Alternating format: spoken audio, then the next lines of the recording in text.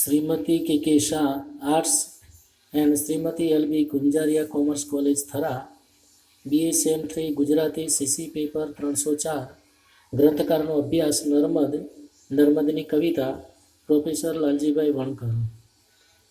મિત્રો, BSM 3 ગુજરાતીમાં paper 3માં આપણે ગ્રંથકાર નર્મદનો અભ્યાસ કરવાનો છે.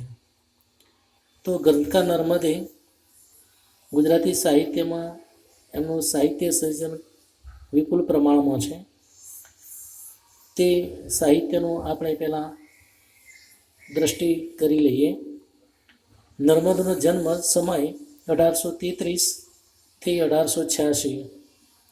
નર્મદનું સર્જન કવિતામાં નર્મ કવિતા 1858, નર્મ કવિતા 1859, નર્મ કવિતા 1860, નર્મ કવિતા પુસ્તક 1 1862, નર્મ કવિતા પુસ્તક 2 1863 અને નર્મદની સમગ્ર કવિતા નર્મ કવિતા 1864માં સંગ્રહિત છે. તો આ નર્મદની સમગ્ર કવિતાઓની વાત થઈ અને બધી જ કવિતાઓ આ નર્મ કવિતા 1864માં સંગ્રહિત થયેલી જોવા મળે છે. બીજું તેમનું મહત્ત્વનું સર્જન તે ગદ્યનું છે. નર્મદનું ગદ્ય સર્જન નર્મ ગદ્ય, ધર્મ વિચાર, મારી હકીકત 1866માં. પછી નાટકોમાં પણ તેમણે કલમ ચલાવી છે. કૃષ્ણા કુમારી, રામ જાનકી દર્શન, શાકુંતલ, દ્રૌપદી દર્શન, સીતાહરણ, બાળકૃષ્ણ વિજય, નર્મકોશ, નર્મ કથાકોશ, અંગ્રેજી ગુજરાતી ડિક્શનરી, કાઠિયાવાડ સર્વસંગ્રહ, નર્મ વ્યાકરણ, દાંડીઓ 1864માં અને રાજ્યરંગ. તેમણે જીવનચરિત્ર વિશે પણ કલમ ચલાવી છે. સિકંદર, પ્લેટો, નેપોલિયન, દયારામ, પ્રેમાનંદ, નરસિંહ વગેરે. નર્મદે વિવેચન ક્ષેત્રે પણ મહત્ત્વનું કામ કર્યું છે, જેમાં પિંગળ પ્રવેશ, અલંકાર પ્રવેશ, રસ પ્રવેશ વગેરે વિશે પણ એમણે પોતાનું સાહિત્યનું યોગદાન આપ્યું છે. તો હવે આપણે આવા મહાન સર્જક નર્મદના સાહિત્યની સમગ્ર સાહિત્યની વાતો કરી. હવે આપણે નર્મદનું જીવન કવન વિશે જોઈએ. પ્રસ્તાવના: અર્વાચીન ગુજરાતી સાહિત્ય લગભગ 150થી વધારે વર્ષના સમયગાળા દરમિયાન રચાયેલું સાહિત્ય છે. ઈસવીસન 1850ની આસપાસના સમયગાળાથી સર્જેલા સાહિત્યને અર્વાચીન ગુજરાતી સાહિત્ય તરીકે ઓળખાય છે. આ યુગને શરૂઆતના સમયને સુધારક યુગ તરીકે ઓળખાય છે. આ યુગમાં નર્મદનું પ્રદાન અગત્યનું છે, એટલે એને આપણે નર્મદ યુગ તરીકે પણ ઓળખીએ છીએ. સાહિત્યના તમામ ક્ષેત્રોમાં એણે કામ કરેલું છે. એમાં સૌથી વધારે સુધારાનું કામ વધારે કર્યું છે, એટલે આપણે એને સુધારક યુગ અથવા નર્મદ યુગ વિશે થોડી વાત કરીએ. નર્મદના સમયગાળામાં જોઈએ તો આપણા ભારતમાં એ પહેલાં અકબર જહાંગીરના સમયથી અંગ્રેજોનો સિતારો ચાલતો હતો. 1857ના પ્લાસી યુદ્ધથી એમની રાજસત્તા સ્થપાયેલી હતી અને ખડકીના યુદ્ધમાં પેશવાઓ હાર્યા ત્યારથી એ સત્તારૂઢ થયા. ત્યાંથી મુંબઈ અને એ તાબાના પ્રદેશોમાં વસતા અંગ્રેજોના બાળકો માટે અંગ્રેજી નિશાળો શરૂ કરી હતી અને એમાં કેળવણી વિશેના નિર્ણયો લેવામાં આવ્યા હતા. મુંબઈ સરકારની હકુમત હેઠળના એ સમયના ગરીબોની કેળવણીમાં સહાયરૂપ થનારું મંડળ સ્થાપ્યા અને એમાં ભારતવાસીઓની પણ કેળવણી આપવાનો નિર્ણય થયો અને એટલે કેળવણીની શાળાઓ સ્થાપી. બોમ્બે એજ્યુકેશન સોસાયટી સ્થપાઈ, પછી નેટિવ એજ્યુકેશન સોસાયટીની સ્થાપના થઈ, ફરી પાછું બોમ્બે સોસાયટીની સ્થાપના થઈ. એમાં નેટિવ સોસાયટી એ ગુજરાતમાં શાળાઓ સ્થાપી. એમાં મુંબઈ અને ગુજરાતના લોકોને પશ્ચિમની ઢબની કેળવણીનો લાભ મળે એ માટે આ નિર્ણય લેવામાં આવ્યો અને એમાં આપણી પ્રજા ભણવા લાગી અને જીવનની દ્રષ્ટિ બદલાઈ ગઈ.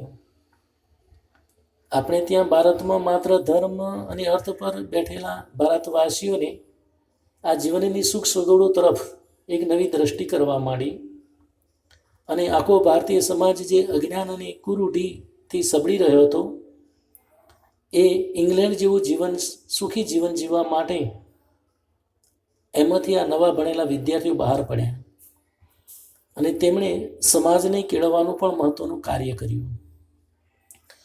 એક બાજુ સુધારાનું મંડાણ થાય છે, ખેડાણ થાય છે, અને બીજી બાજુ આ અંગ્રેજોની શિક્ષણ નીતિ જોઈને આપણી પણ ત્યાં આ નવી નવી પદ્ધતિ શરૂ કરવાની ખેવના જાગે છે. અને એને એમાં આ આપણો નર્મદ જે આ સુધારક યુગનો કહીએ છીએ તે આ યુગનો મુખ્ય સુધારક અને સાહિત્યકાર નર્મદ હતો. એટલે આને આપણે નર્મદ યુગ તરીકે ઓળખીશું. આ નર્મદ યુગનું પ્રધાન અગત્યનું હોવાથી એને આપણે નર્મદ યુગ તો કહીએ છીએ, પણ અંગ્રેજો જે નવી કેળવણી શરૂ કરી, મુંબઈમાં અંગ્રેજીઓ બાળકો માટે નિશાળો શરૂ થઈ, નેટિવ સોસાયટીને, ગુજરાતમાં પણ એ શાળાઓ સ્થાપી અને એ પ્રજાની આખી જે જીવન દ્રષ્ટિ બદલાઈ ગઈ. નવા ભણેલા વિદ્યાર્થીઓ એમાં બહાર પડ્યા અને એમાં આપણો સાહિત્યકાર નર્મદ હતો એટલે આપણે એને સુધારક યુગ કે નર્મદ યુગ તરીકે કહીએ છીએ. આ નર્મદ યુગની સામે બીજો મુદ્દો લઈએ કે એ નર્મદ મહત્ત્વનો હોવાથી એના જીવન વિશે આપણે થોડી વાત કરીએ. તો નર્મદનો જન્મ આપણે જોયો તેમ 1833 અને 1886માં છે. પણ એ નર્મદના જીવન ઘડતર, તેના યુગ સંદર્ભો એ સમયે કેવા હતા એના વિશે આપણે ચર્ચા કરીએ. કવિ નર્મદાશંકર લાલશંકર દવેનો જન્મ 1833માં સુરતમાં થયો હતો. નર્મદ નાનપણથી હોશિયાર હતો, ધર્મમાં શ્રદ્ધા રાખતા અને સૌથી વિશેષ તો એ કે એમને ગમતો અને ફાવતો વિષય ગણિત. તે ગણિત એમનો શોખનો વિષય હતો. એ સમયે મુંબઈની વિખ્યાત એલ્ફિન્સ્ટન ઇન્સ્ટિટ્યૂટમાં એ અભ્યાસ કર્યો હતો અને એ વખતના યુરોપીય શિક્ષકોથી પણ જુદી રીતે તો દાખલો ગણીને વર્ગમાં સૌ પહેલાં શિક્ષકને બતાવતા અને એ રીતે શિક્ષક કરતાં પણ જુદી જ રીતે એ વિદ્યાર્થીએ દાખલો ગણી અને એક સુંદર બુદ્ધિશાળી વિદ્યાર્થી તરીકે પંકાયા. પણ એ યુગની રૂઢિ પ્રમાણે તેમના લગ્ન નાની વયમાં થયેલા એટલે કોલેજનો અભ્યાસ છોડીને મુંબઈથી સુરત એ ઘર વસાવવા આવે છે. પણ સુરત પાસે આવેલા રાંદેરની નિશાળમાં નોકરી મળે છે. નોકરી તો સ્વીકારી, પણ ઘણીવાર વડા નિશાળીની નિશાળ સોંપીને તે તાપીના વિશાળ પટમાં નાહવા જતા અને એ રીતે નિશાળમાં નર્મદને હાજરી ઓછી રહેતી અને એ રીતે એમનું જીવન આખો દિવસ વર્ગખંડમાં પસાર કરવાનું ગમતું નહોતું. ને એ અરસામાં એમણે નર્મદને બીજું એક દુર્ભાગ્ય એ આવ્યું કે તેમના પત્નીનું મૃત્યુ પામ્યા ને ફરીથી અભ્યાસ શરૂ કરવા મુંબઈ જાય છે. મુંબઈ ઇલાકા જતી વખતે એ એમની અવસ્થા વિધુર અવસ્થા હતી. એટલે ક્યારેક પોતાના પિતાને પણ તે કહેતા કે તમે પણ વિદુર, હું પણ વિદુર, આ સંસારમાં હવે શું સાર બળ્યો છે, ચાલો આપણે બંને વૈરાગી થઈ જઈએ. આ બતાવે છે કે પિતા પ્રત્યે અથવા પિતાની સાથે તેમની કેટલી મિત્રતાની જેમ વર્તતા હશે. આ રીતે નર્મદ મુંબઈમાં એક સમયમાં સ્થાપેલી બુદ્ધિવર્ધક સભામાં મંડળી મળવાથી થતા ફાયદા વિશે ભાષણ આપે છે અને ત્યાંથી તેમણે સુધારાનો સંદેશો શરૂ કરે છે અથવા એ દિવસોમાં પોતાની ભાવિ કારકિર્દીનો શરૂઆત કરે છે. અને વૈરાગીના વિચારો તો ચાલુ જ છે. હરિ કીર્તનકાર બનવાની ઈચ્છા તો પણ તેમના મનમાં વારંવાર ચાલ્યા કરતી. પોતાની અગાશીમાં ફરતા ફરતા આવા વિચારો એ પોતે કરતા કે આ જગતની પ્રવૃત્તિ સુખ માટે છે, મને તો કવિતામાં જ સુખ મળે છે, માટે મારે આખી જિંદગી કવિતા રચવી, શેર જુવાર તો મળી રહેશે. આ નિર્ણય પરથી આવે છે અને જોડકણા લખે છે. મુંબઈ વાસ દરમિયાન એમનું અભ્યાસમાં મન ચોંટતું નહોતું અને એક બાજુ વૈરાગીની વાતો ચાલતી. આ રીતે એક સુરત માણસની લાક્ષણિકતા એમનામાં જોવા મળતી. અભ્યાસની બેદરકારી દૂર કરવા તેમના અધ્યાપકે ચેતવણી પણ આપેલી, પણ તે કોઈ પરિણામ ન આવ્યું અને અંતે એમણે કોલેજ છોડી અને ફરી પાછા પોતાનું જીવન જીવવા માટે પાછા સુરત આવે છે. ત્યાં એમણે કાવ્યમાં આ એમનું જીવન ખૂબ કંટાળા ભરેલું છે. આ લખ્યું પણ છે કે 10:30થી તે 5 લગી કાહુ કાહુ થાય એવી નોકરી તે વધારે સમય કરે તેમ નહોતું.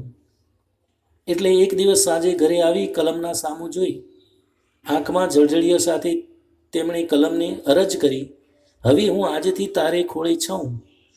એ દિવસે પોતાનું નોકરીનું રાજીનામું આપી ઘરે આવે છે અને ઘરે તેમણે પોતાની મનગમતી પ્રવૃત્તિ શરૂ કરે છે. ધીરે ધીરે કવિ તરીકે તેમની ખ્યાતિ મળે છે.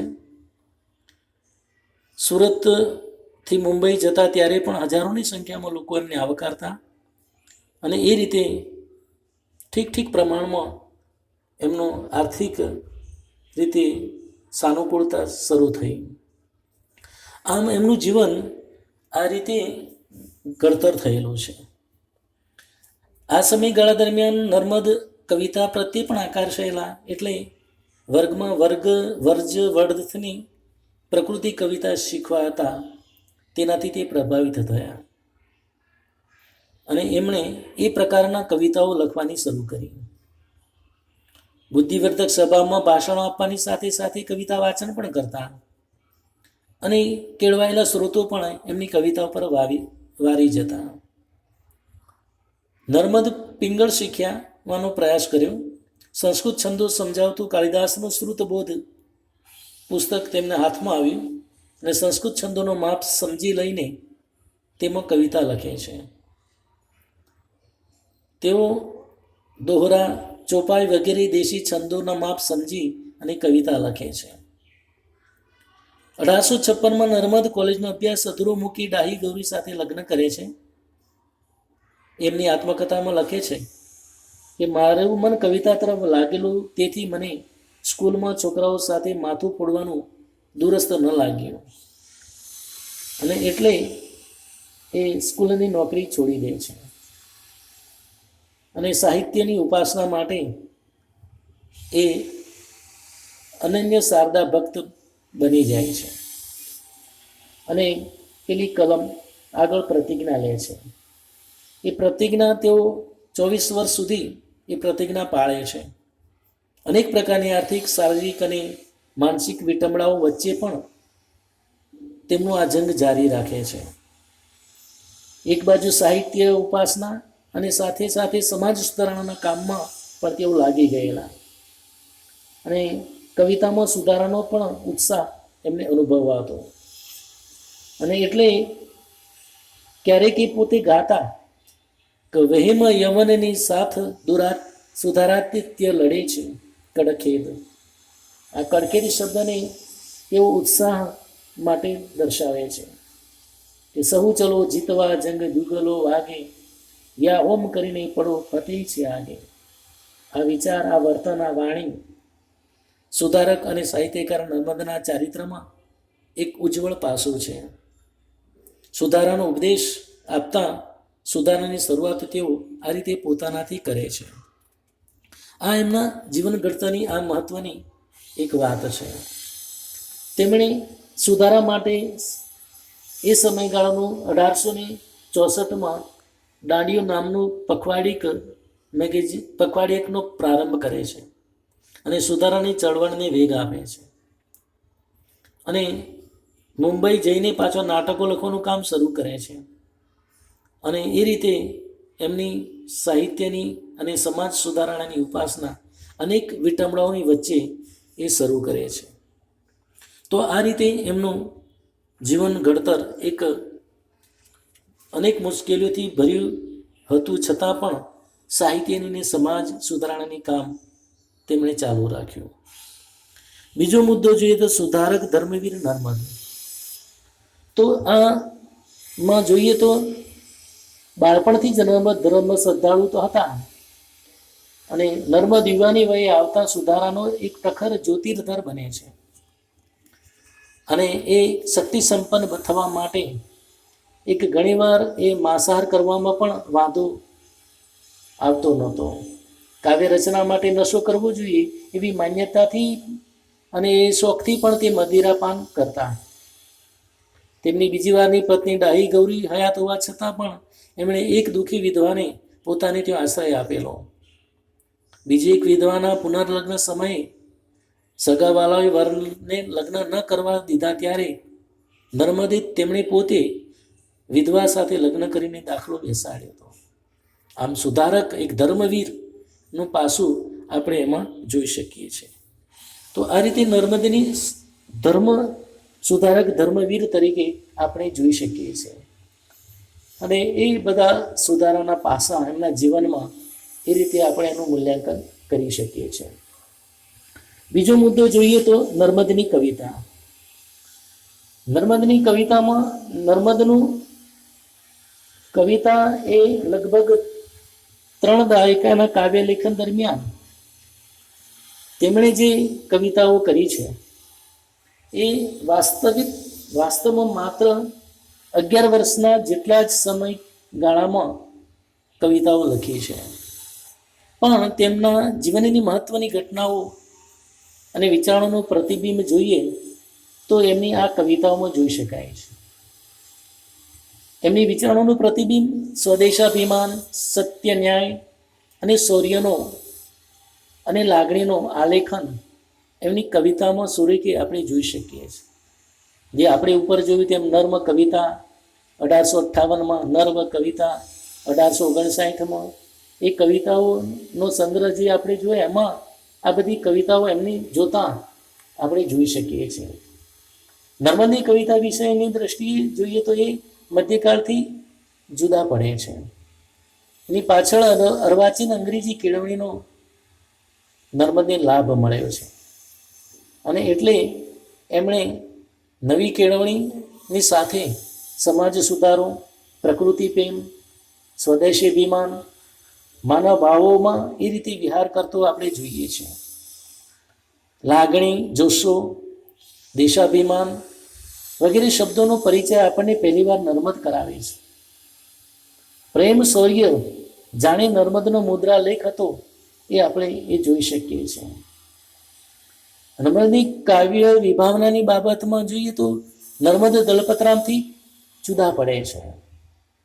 અને નર્મદની કાવ્ય વિશેની સમજ અંગ્રેજી કવિતા અને વિવેચનના અભ્યાસથી પુષ્ટ થયેલી છે. હેઝલિટને ટાંકીને નર્મદ પણ કવિતાનો મુખ્ય સંબંધ જોશો અને તર્ક સાથે ગણે છે. અને એટલે જ કવિતા વિશે કહે છે કે વાક્યરૂપી શરીરમાં રસરૂપી જીવ તે કવિતા. આ રસ પરથી જ કવિતા સારી નસી બને. કવિતા જેને વશ છે તે કવિ નથી, જે કવિતાને વશ છે તે કવિ છે. એમ નર્મદ કહે છે. નર્મદની કવિની ભાષા અને ઈશ્વરદત્ત શક્તિની હિમાયત તો કરે છે. એટલે નર્મદની કવિતા વિષયક વિભાવના વર્ડ્સવર્થ વગેરે અંગ્રેજી કવિઓની સમજની સાથે ઘડાયેલી છે. એટલે એમની કવિતાઓમાં સૌંદર્ય આપણે લગભગ જવલ્લે જ સિદ્ધ કરી શક્યા છે. પણ નર્મદના કવિનું વ્યક્તિત્વનું પ્રમુખ લક્ષણ તો આત્મલક્ષિતા જ છે. તેના કેટલાક કાવ્યમાં પરલક્ષી કાવ્યનું મૂળ છે, પણ એમાંય સ્વાનુભવ તો જણાય છે. એટલે પરિણામે સમગ્ર કવિતામાં જોતા નર્મદ કવિતા કવિના ભાવાવેગોના એક આલેખ બને છે. અને એટલે એમણે પરંપરા સાથે અનુસંધાન ધરાવીને પણ કેટલાક કાવ્યો લખ્યા છે. રૂકમિણી હરણ, ગોપી ગીત વગેરે, અદ્ભુત યુદ્ધ વગેરે એનો સમાવેશ છે. એટલે કવિની નર્મદ તરીકેની આ એક મુખ્ય લાક્ષણિકતા હતી. બીજી એમની લાક્ષણિકતા જોઈએ તો એ દલપતરામની પ્રણાલીના સંસાર સુધારાના કાવ્યોની છે. પણ આ પ્રકારના કાવ્યો પૈકી મહાન કાવ્યો એમણે તાટસ્થ્ય સાથે રોળાવૃતને કારણે એ વર્ણોમાં એમણે દર્શાવી છે. એટલે એ રીતે ઐતિહાસિક મહત્વતા એમના કાવ્યોમાં સૌથી વધારે જોવા મળે છે. વૈધવ્ય ચિત્ર જેવું કાવ્યમાં આપણે જોઈ શકીએ છીએ. નર્મદનો બીજો ત્રીજો મહત્વનો ગુણ એ છે કે એણે નવા વિષયોની કવિતા એક નવી રીતે નિરૂપાયેલા જૂના વિષયોને તેની કવિતામાં વર્ણવ્યા છે.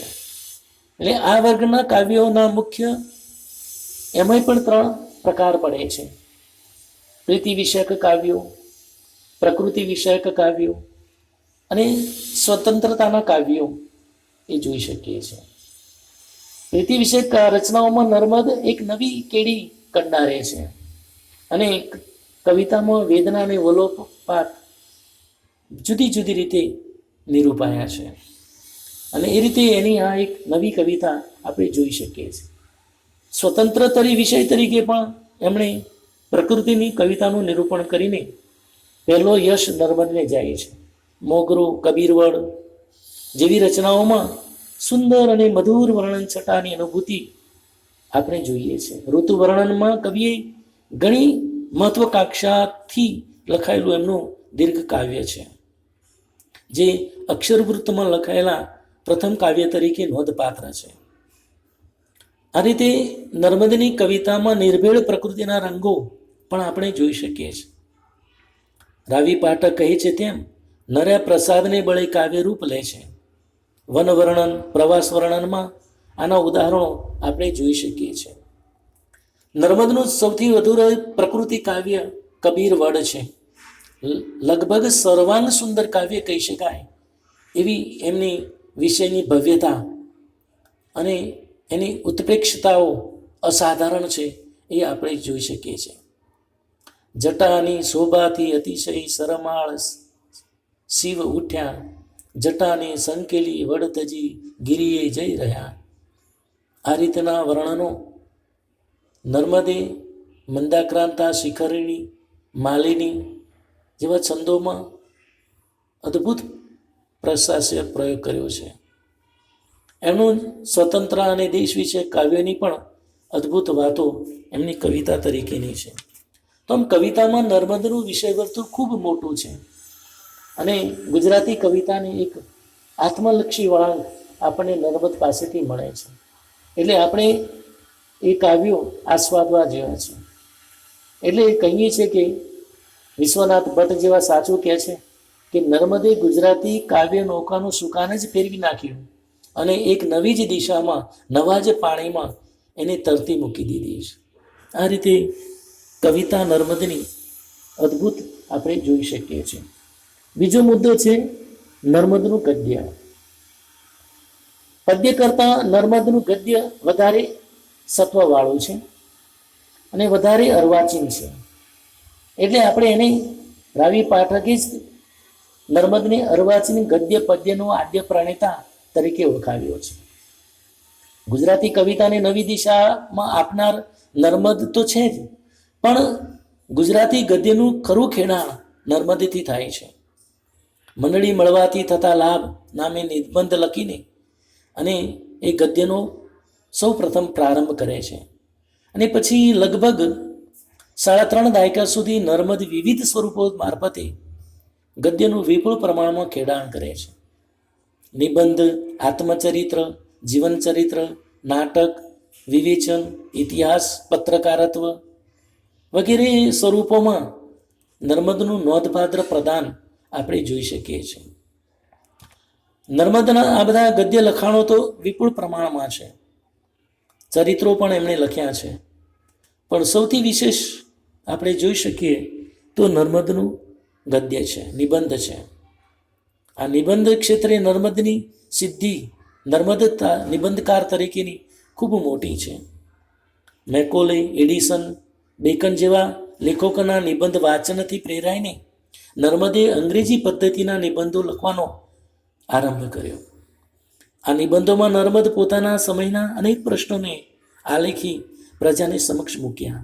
સુખ, સંપ, કામ, પુનર્વિવાહ, સ્વદેશાભિમાન, ધર્મની અગત્ય, ગુજરાતી ભાષા, રણમાં પાછા પગલાં ન કરવા વિશે વિવિધ નિબંધો વાંચતા આપણને ધ્યાન આવે છે કે તેમણે મુખ્યત્વે 4 પ્રકારની શૈલીનો ઉપયોગ કર્યો છે. 1. વ્યાખ્યાન શૈલી, 2. ચિંતન શૈલી, 3. પત્રકારત્વની શૈલી અને 4. રૂપક શૈલી. આ 4 શૈલીઓમાં એમના નિબંધો સ્પષ્ટ વિચારણાથી માંડીને ચિંતનના ઊંડાણ સુધી નર્મદની એ ચિત્તવૃત્તિ પહોંચે છે. એમાં વક્તૃત્વની છટા, બોલચાલની છટા, એમની પારગામી વિચારણા, રૂઢિપ્રયોગો, કહેવતોનો ઉચ્ચ રીતે એમણે ઉપયોગ કર્યો છે. અને એ રીતે નર્મદના ગદ્યનો વિશદ, વૈવિધ્યપૂર્ણ અને આપણને સમૃદ્ધ બનાવે છે. ધર્મચિંતન વિશે પણ એમણે નિબંધો લખ્યા છે. ચિંતનાત્મક જેવા નિબંધો સંગ્રહિત થયેલા છે ધર્મ વિચાર નામના પુસ્તકમાં. અને એમાં જ નર્મદને એક પ્રૌઢ વિચારક તરીકેની ચિંતનાત્મક શૈલી નિરખવા મળે છે. આના નિબંધોની શૈલીમાં જોમ અને ઝણઝણાટી છે, એમાં તળપદી યુક્તિઓ છે અને સુગળ અને શિષ્ટ ભાષા.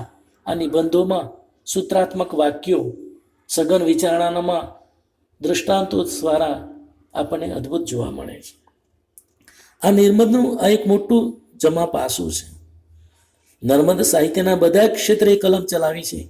તેની સાહિત્ય પ્રવૃત્તિ અને સમાજ સુધારણાની સેવા ખૂબ મહત્વની છે. સમાજ સુધારણા માટે નિબંધોને સુધારાનું સાધન બનાવ્યું હતું.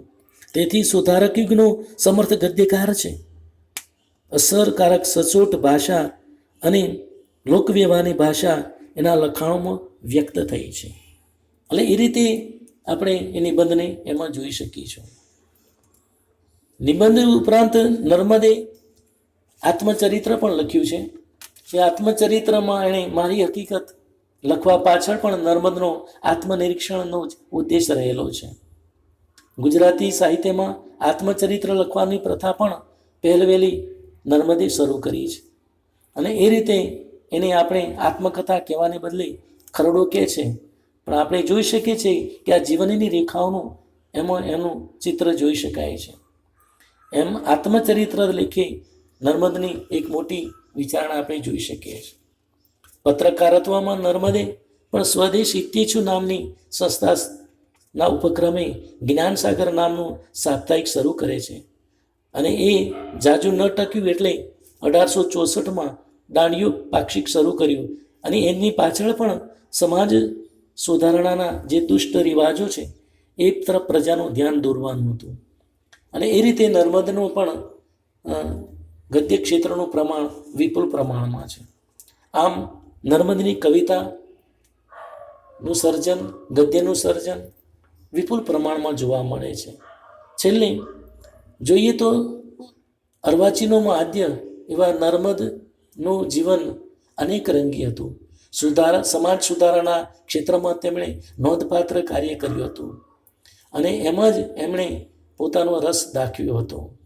ગુજરાતી સાહિત્યના સર્વ ક્ષેત્રોમાં ફરી વળીને કર્મવીર નર્મદના જીવનમાં એક જાણે મહાકાવ્યની ભવ્યતા છે એવું એમનામાં જોવા મળે છે. એક નવા યુગની નાંદી એમનામાં સંભળાય છે. વીર સત્યને રસિક ટેકી પણ અરીપણ ગાશે દિલથી એમ ગાનારા આ સમર્થ સર્જકની સાહિત્ય સેવાથી આપણું ગુજરાતી સાહિત્ય સમૃદ્ધ બન્યું છે. અસ્તુ.